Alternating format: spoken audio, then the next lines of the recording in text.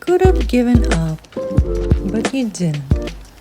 You could have stopped believing, but you didn't.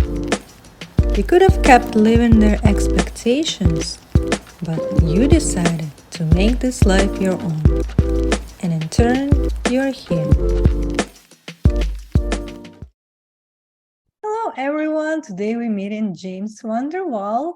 He is the owner of Wonderwall Coaching, also certified life and health coach as well. Hello, James. Thank you for joining us today. Hello, thank you for having me. It's great to be here. Yes. So let's start a conversation with diving into your story of becoming the person you are today. What led you to discover your true passion in life? How did it start for you? Oh, many passions. Current passion I'm working on is life coaching, which is amazing and great. I've really enjoyed the last 3 years, really diving into it and making it my own and really just focusing on the coaching side of things.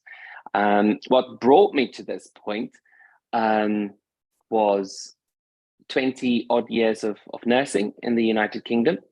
And I got to a point where I couldn't nurse anymore because of my health. I was diagnosed with an autoimmune disease in my heart and inside my lungs. And I went from healthcare professional to patient. So I went to the other side. And that's where things really took a change for me. And I had to really stop and look what I was doing and how I was doing it, how I was living my life, and things needed to change so that I could get better physically and mentally. And so, that's how the journey started. It was about 5 years ago that I was diagnosed, and then it took me about 2 years to physically go through all the therapies and all the treatments and things that I needed to do. And then towards the end of that, I got an opportunity to move to California. And I said, yay, let's do that. Let's have another adventure. And that's how I ended up here. And then, of course, we went into lockdown, world lockdown for COVID. And I was part of a support group for people who's got the same autoimmune disease as me, and supporting each other through that. And one of them then asked me, oh, are you a life coach? And I went, no, I'm not. He said, well, you're a great coach. You need to look into that. So I did. And I found this amazing organization called Health Coach Institute. And they helped me see how my nursing gets to coaching and how I can incorporate the two by becoming a certified health and life coach. And for me, the two is one. If your health is not in place, your life is not in place, and vice versa. And that's my passion at the moment, and will be for the foreseeable future, because it changed my life. And every time I help somebody, I see how it changes their life. Bringing together the fact that we now know that our mental health and our physical health and our emotional health all works as one. And you can't just go to the gym or just see a psychologist. You also have to eat food, rainbow food, greens and yellows. And that's what makes me really excited, because I managed to bring them all together in my coaching. Yes, that's beautiful. And you found your approach to helping people based on your, background, experience, and also your life journey and challenges that you went through as being first a practitioner in the medical field and then becoming a patient. So you know all the journey yourself. You went through this. And I'm also a pharmacist, and I know, I talk to patients who have chronic conditions, and I also counsel them about medication. So it kind of gave me insight that a lot of chronic conditions, including autoimmune, they could have been prevented in some kind of way with certain types of food that we eat, or some type of support that we can help ourselves with.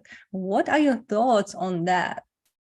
Yeah, great question. For me personally, it was the whole thing of living consciously and becoming aware of what I was doing to my body by working 24/7, becoming aware of the fact that I was living on vending machine food, you know, in the hospital, the fact that I just wasn't listening to my body.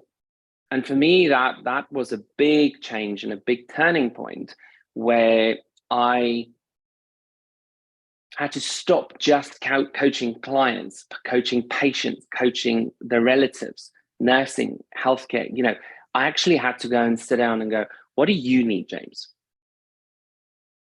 How are you going to fix your body? How are you going to fix your lifestyle? Because just working and helping people, it's amazing. But at some point, you know, you're going to run out of energy.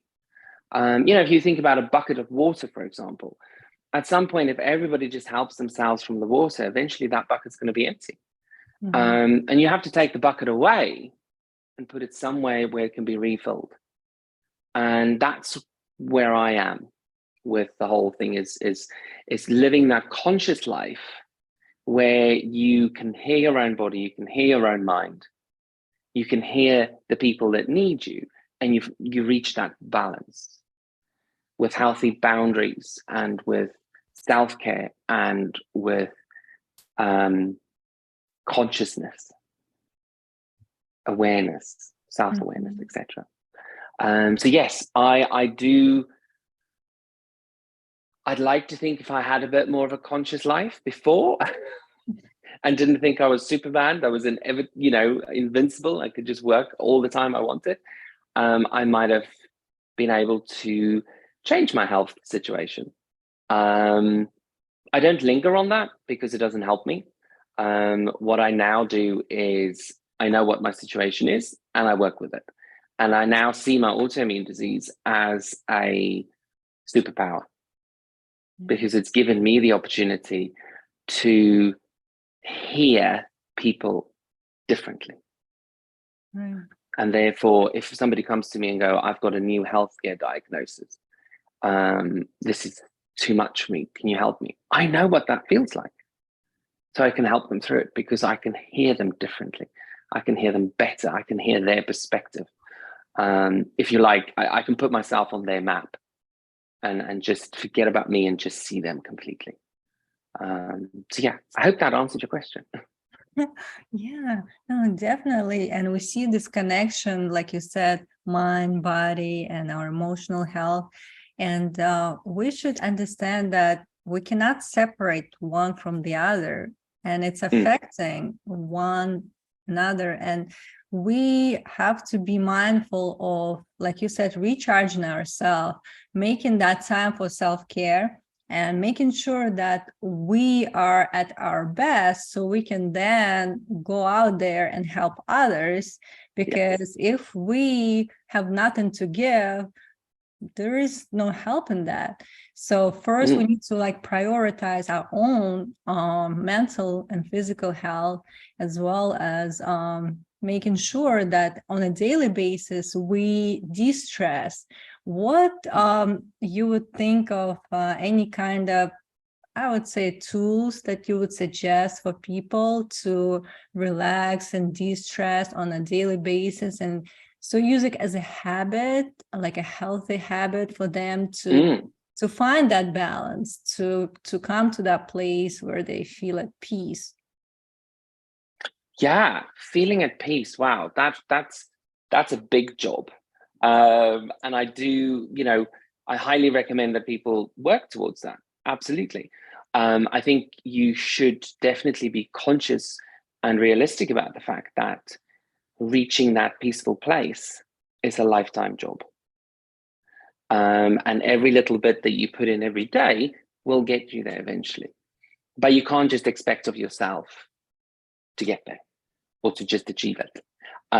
So yeah, things that I do, for example, and things that I recommend for people to do is to have to start off by living a conscious life in the sense of noticing things. So instead of, if you catch yourself thinking about tomorrow, stop, recognize it, and then go, okay, so obviously my brain is concerned about tomorrow. Let's plan tomorrow. So put aside 15 minutes and plan tomorrow. Write it down, make a tick list, a list for yourself for tomorrow. Then you know that's done. That is now for tomorrow. So you can come back to the present, be back in the conscious now. So an exercise that I give people, for example, to do that is to choose a color every day, a different color. And then that day, say, for example, we choose purple. Today, I'm just going to, wherever I go, I'm going to make sure that I notice purple. And then at the end of the day, try and remember all the things that you saw that was purple. Now you can do that with any color, but what that does, it is brings you into the moment and you start noticing things around you. Instead of just getting in the car, driving to work and getting there and not even be able to remember how you got there. Or, you know, if you're healthy, highly recommend walking to work or cycling to work. But, you know, so that's one of the things I definitely do myself. The other thing that I do is focus on one thing at a time. If I find my mind starts wandering and thinking about other things, I write them down. I move it aside. I go back to just finishing what I'm doing, working on what I'm doing now. I work with quite a lot of people who's got ADHD. And so for them, it's quite difficult to focus on one thing at a time because there's just lots of things going on in their head. So what I do, we ask them to do as an exercise is to focus on one thing at a time for 15 minutes. That's it. Then move on to the next thing for 15 minutes. And then eventually you can start moving that 15 minutes and making it a bit longer. But it's practice. You know, all of our brains are beautiful and amazing, and it all works very independently. Something else that I do is a grateful diary.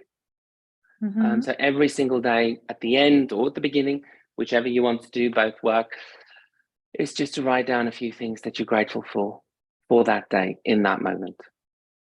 Bringing back the focus, bringing back that consciousness, bringing you back into the time that you're in, instead of living in the future, living in the past.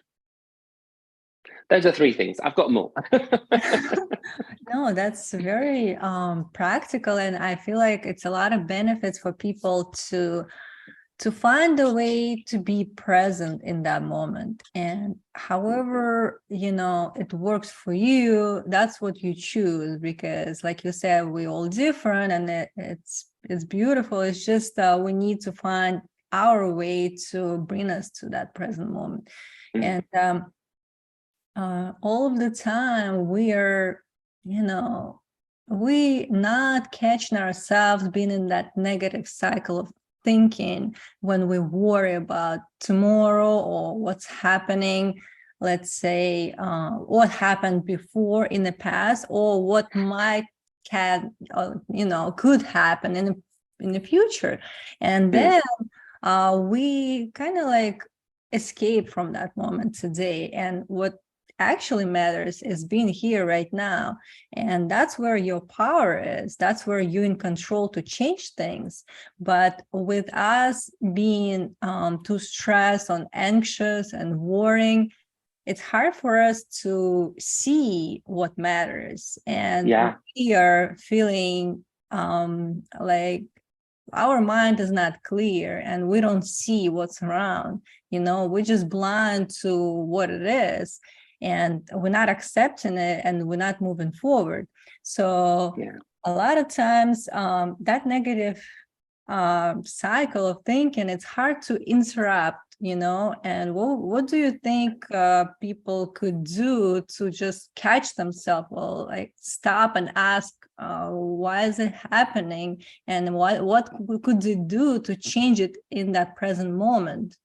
To understand that this is not normal. This is not what's supposed to be happening to me. And the way I feel is not in balance.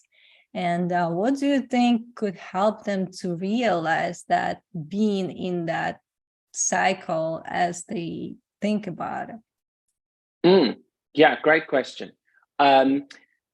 Living in the future, escaping the present, means that there is something in your consciousness now that's happening that you can't deal with, or you don't want to deal with. So you escape from it by going into the future, by thinking, planning tomorrow, planning events, thinking about holidays that's coming, or running back to the past, thinking about the past. One of the ways that I help myself is to visualize what is actually happening to me physiologically when I start thinking about the future, ignoring the present, stressing, thinking about, all these things that needs to happen. Physiologically, what happens is that you're in constant fight and flight mode. You're constantly stressed. So physiologically, what happens is your veins, your arteries, they're all constrict, they become very tight. Your heart rate goes up, there's adrenaline release, and your body is never in a relaxed mode, which means your digestive system slows down, your breathing is shallow, you're not getting enough oxygen, and the side effects of all of that is we don't sleep well. We have digestive issues, we have stomach ulcers, we have respiratory disease, because we're just breathing at the top of our lungs very fast, very slow, because we're constantly in fight and flight. So when you get yourself in that moment, to stop yourself, is I visualize what is happening to my body and go, this is not healthy. I can't live in fight and flight for the rest of my life. I need to have a break. So that stops me. I then do breathing exercises. Great breathing exercise for moments like that is 5-5-7. So you breathe in for 5 counts, you hold your breath for 5 counts, and then you breathe out for 7 counts. That is telling your brain, everything's fine. There's no stress. We're not in fight and flight. And then that's the moment where you go ask yourself, what is happening right now that has made me jump to the future? What am I trying not to deal with now that's making me go into fight and flight? So that's one question. Second question is, who might be doing this to me? How can I change this? Where am I going? What is happening? So you can hear that as all open-ended questions. Mm-hmm. None of them have a yes or no answer, which means it brings you into the present. You have to actually think about it to answer it. So you see what I mean? Mm-hmm. Visualizing about what's physiologically happening stops you. Do your breathing, tell your body I'm calm and relaxed, and then ask yourself those 5 open-ended questions to bring you back into the present, so that you can really dig in to what's happening. If you're struggling to do that, it's great potentially to get yourself an accountability partner, mm-hmm. where you can share things like that, and you have a timeout once a week or twice a week where you can talk about it, and you can have somebody ask you those questions and then make you accountable to answering it. And so therefore that then results in us taking responsibility for our own lives, and we stop living in the future. No, definitely. And it's a great way to catch yourself. And like you said, breathing exercise, it just takes a few minutes, but it really works, and it slows you down, and with that deep breathing, it helps you to relax and de-stress in that moment. And we need to realize that we're supposed to feel relaxed. We don't need to be in that fight or flight response, on a daily basis, because this is what could, eventually bring you to the point where you feel just, non-functioning or like burnt out. You can't just, eventually feel yourself as being effective by always being in stress or under pressure.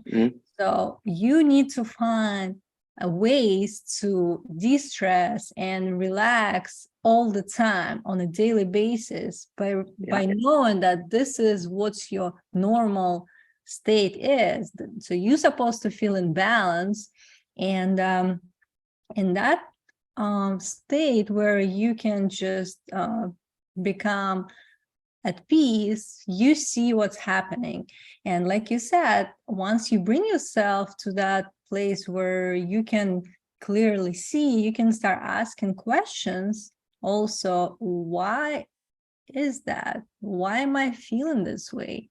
What exactly happening to me? Like you said, all of the open-ended questions could give you the answer, which is important to dig into further to kind of release that trigger, because that's what it actually is. Something just triggered you, and that's like your automatic response, and you don't know what's happening. It's just running in your background, and you're always in that mode. And again, for you to take control over it and to change what's happening, you need to realize what that is. But usually, like, we don't see it when we in that nervous or anxious state. We need to be still, and then we will know better. And yeah, definitely. And I feel like a lot of people struggling to help themselves, because at the same time they feel like they are going alone through that type of issues, emotions, and worst case scenario, usually like they start feeling then depressed and very sad, and it's even harder for them to ask for help. And also they don't know what to do and who to reach out to, because they feel alone. And I feel like with a community of people around you that support you, you always have somebody to ask. And like you said, if you had an accountability partner, that's a person that's trying to elevate you. So you should find somebody to talk to on all the time. So it either your friend, but usually you need also somebody who would not create that safe space for you. Maybe if you had a coach or some kind of accountability partner, somebody could help you to go through that.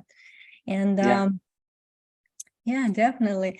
And also I would ask you about the health coaching part of your passion, I would say. And what would you think we should eat, what kind of food or maybe drink we should have on a daily basis to bring us to that better state of mind? Because as we said, mind and body are connected. And if we look at food as medicine, right?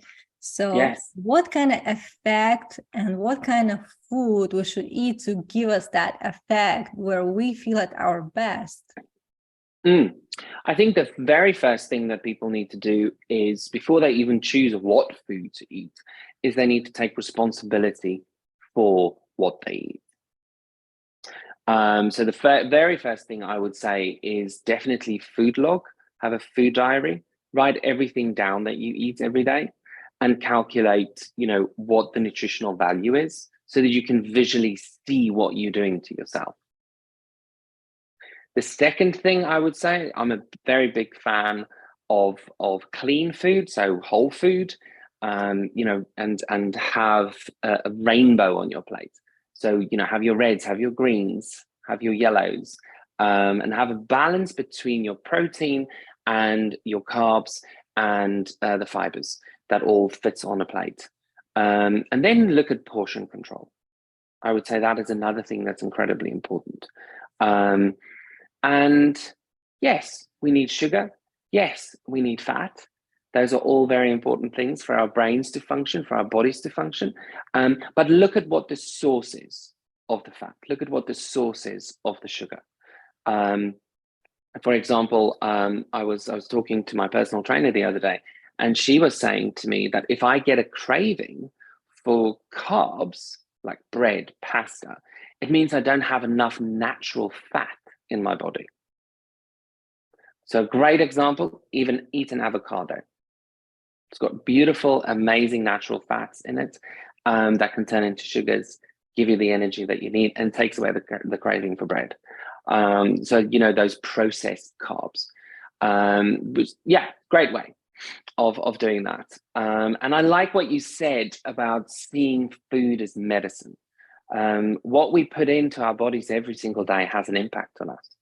And, you know, taking medication every day for my heart, for example, you know, it has an impact. I have to think about the food that I go eat with that, you know, so that I can have a balance, so that my body can actually heal, my body can actually move forward. Because all the food that we also have, that we eat, has a huge impact on our emotions. You know, if you think about the bowel system, the digestive system, there's a very good scientific knowledge now saying that it's got the same amount of nerves around it as what we have in the brain and the nervous system on the spine. So whatever you put in there to be digested will have an immediate impact on your mood. You know, it moves you into that fight and flight again. And then if you don't know, and this is the next thing, so there's the food logging, there's the type of food, there is the sources of the food, the quantity that we eat, and then the next thing is very much how we eat. Has a direct impact on your mood. And if you're constantly living in fight and flight, you're going to start eating like that as well. Like, you know, you need to protect your food. Who's going to steal your food? That's a very instinctive thing that our brains are telling us. So you're just shoving the food in as fast as you can. That doesn't give your body the opportunity to tell your brain that you're full. It doesn't give your body the opportunity to digest. Because what it's doing is that it's just keeping hold of that food, turning it into fat and storing it. You know, I have many people who say to me, James, I eat one meal a day, but I'm still fat. I'm like, yes, I get that. Because your body is in starvation mode. It is so concerned about where the next food is going to come from. It just holds on to everything that you give it. Because we eat it at the wrong time of day. We eat it in the wrong position. Lots of people stand and eat. Fight and flight. Who's going to steal my food?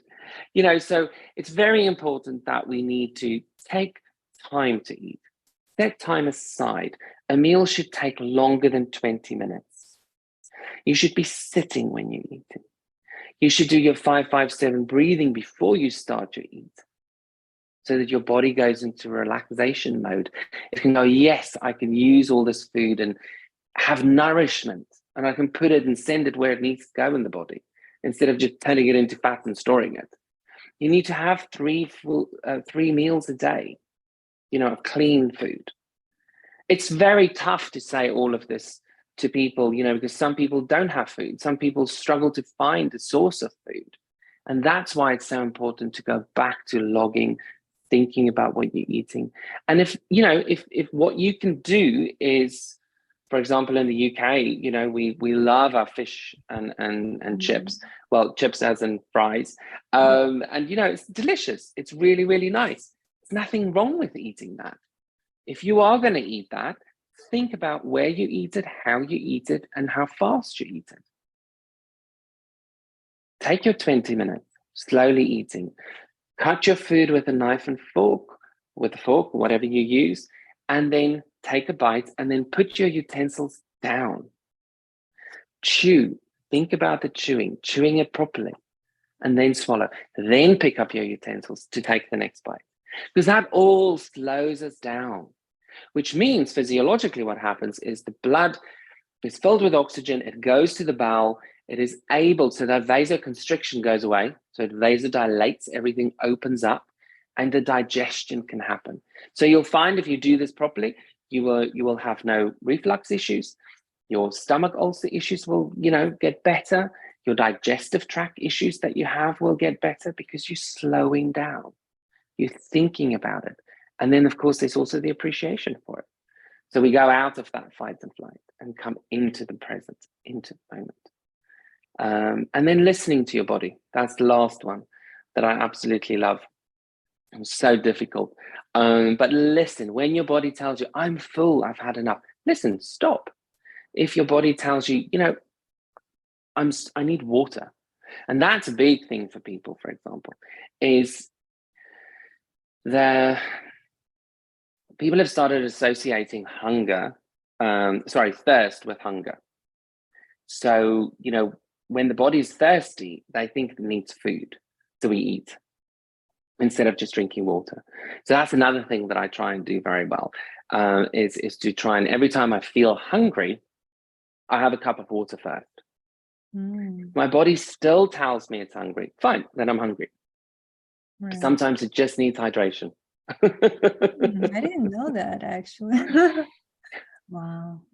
No, you're right. And especially I've noticed how people eat fast. Look around, they just always in rush, to finish their meal, and they're on the go, and they don't take that time to appreciate food, to really enjoy it, and to, think about how we are nourishing our body at the moment and feeling that taste and everything. Like you mentioned, it should take some time for you to be able to do that. So, and if we just start small, but start increasing that time and giving us that space to kind of be in the relaxed state first and breathe and take our time to eat and think about good stuff while you're eating, and all of that, it gives us better digestion, and it release all, any kind of issues that might have happened if we didn't do that. So that's a very good way to ensure our well-being, not just physically, but mentally as well.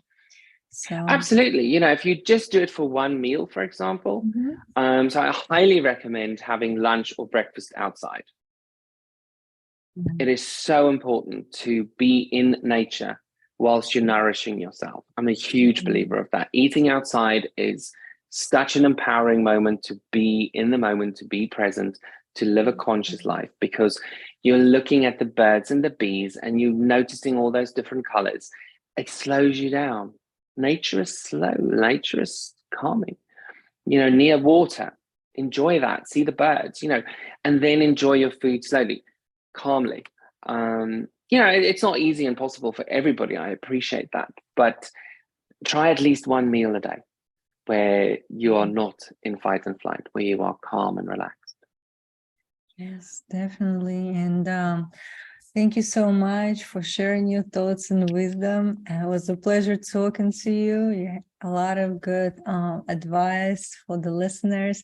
And for those who want to learn more about James' work, I'll put in the episode description all of the links to check out. If anything else you would want to say in the closing. Thank you very much for having me. It was a pleasure to meet you. I really enjoyed being here, and it's living in the present and being conscious to what is happening to you will save your life, and it will save your relationships. Yes, thank you so much, and I hope you enjoy your day. Thank you, you too. I hope you enjoyed this episode, and if you did, hit the subscribe button and share it with others. Stay tuned.